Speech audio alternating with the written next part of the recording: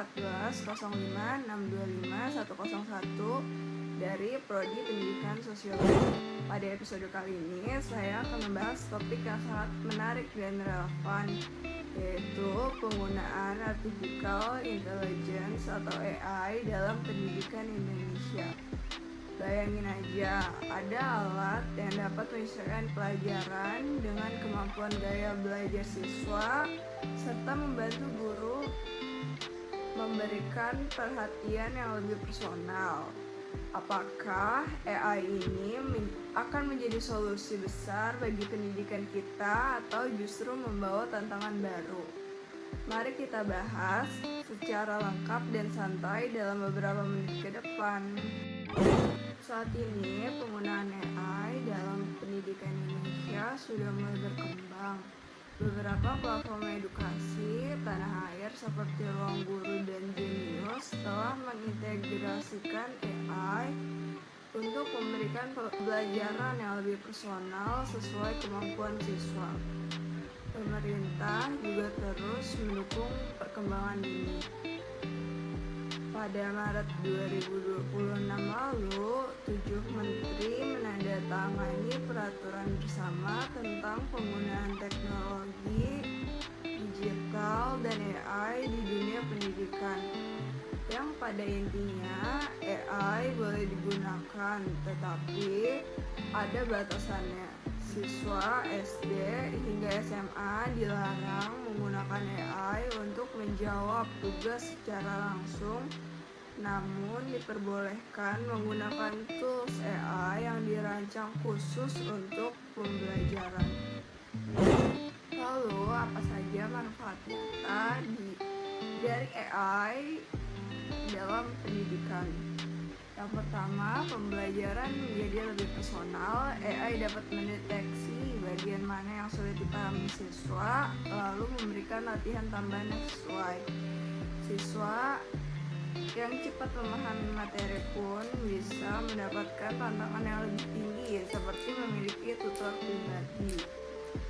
Yang kedua, AI sangat membantu guru-guru tugas-tugas seperti koreksi jawaban, pembuatan soal, dan analisis kemajuan siswa dapat dilakukan secara otomatis.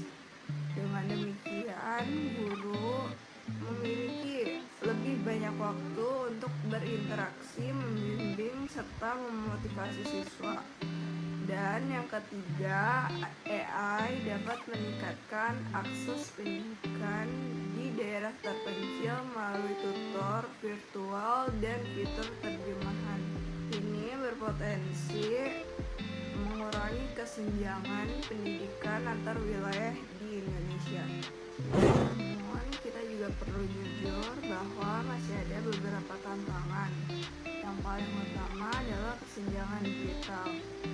Akses internet dan perangkat yang mendukung belum merata, terutama di daerah pelosok.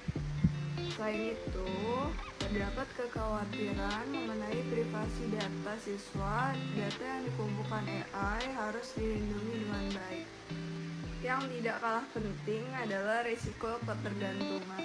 Jika siswa terlalu mengandalkan AI untuk menyelesaikan tugasnya, kemampuan berpikir kritis dan kreativitas mereka bisa berkurang. Oleh karena itu, peraturan yang bijak dari pemerintah sangat diperlukan. Kedepannya, saya berharap AI dapat menjadi mitra yang baik dalam dunia pendidikan. Beberapa hal yang perlu dilakukan antara lain adalah memberikan pelatihan literasi AI secara masif kepada guru, mempercepat pemerataan infrastruktur digital ke seluruh wilayah, mengembangkan AI lokal sesuai dengan kurikulum dan nilai-nilai Indonesia, dan yang terakhir melibatkan orang tua dalam pengawasan penggunaan AI oleh anak.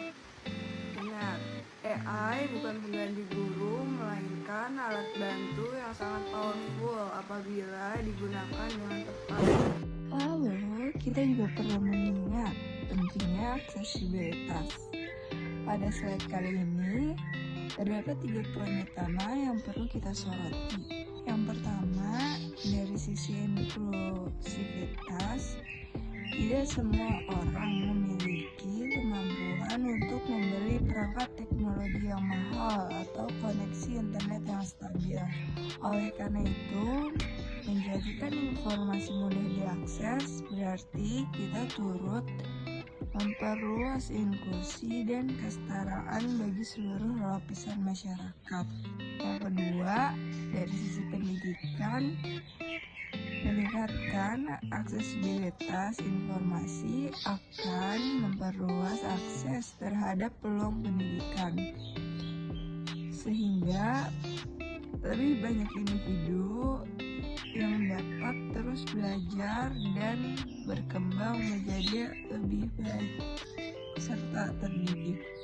Yang ketiga, dari sisi perkembangan ekonomi, dengan akses informasi yang lebih baik, masyarakat dapat membuka peluang bisnis baru serta lebih mudah menjangkau pasar global. Jadi, dapat disimpulkan bahwa AI membawa peluang besar sekaligus tanggung jawab bagi kita semua. Bagaimana pendapat kalian? Apakah AI banyak membantu atau justru malah menimbulkan kekhawatiran? Silakan tulis di kolom komentar. Setelah pembahasan ini, saya juga mengajak teman saya untuk berbagi sedikit opini mengenai apa itu AI. Langsung saja, mari kita dengarkan pandangan teman saya tentang AI. Oke, di sini saya akan menjelaskan apa itu AI menurut pendapat saya, karena yang sedang membuat video ini yaitu Nabila meminta pendapat saya untuk sedikit menambahkan tugasnya lah, supaya lebih lengkap dan lebih jelas gitu. Jadi menurut saya AI ini tuh kayak memberikan dampak benar-benar yang besar gitu pada dunia pendidikan, terutama di era digital tuh, karena teknologinya juga semakin canggih. Jadi kan banyak juga mahasiswa maupun pelajar yang mudah jadi mengakses pembelajaran lebih cepat dan lebih fleksibel. Guru maupun dosen jadi kan lebih mudah dalam memperoleh informasinya, serta kayak misal ada pembelajaran jadi lebih mudah memberikan materi-materi dari ya ini. Tapi ada juga dampak negatifnya. Dampak negatifnya tuh kalau kita udah tergantungan, kalau udah bener-bener ketergantungan.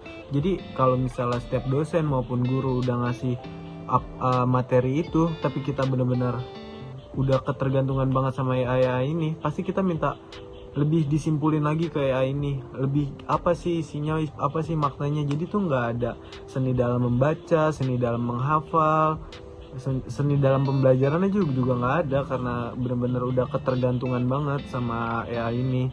Itu sih dampak negatifnya. Jadi menurut saya penggunaan AI itu bagus, tapi jika dilandaskan dengan hal-hal yang sewajarnya saja. Terima kasih telah mendengarkan episode kali ini. Semoga bermanfaat dan menginspirasi kalian semua. Tetap semangat, belajar, dan terus berpikir kritis. Sampai jumpa di episode selanjutnya. Bye-bye.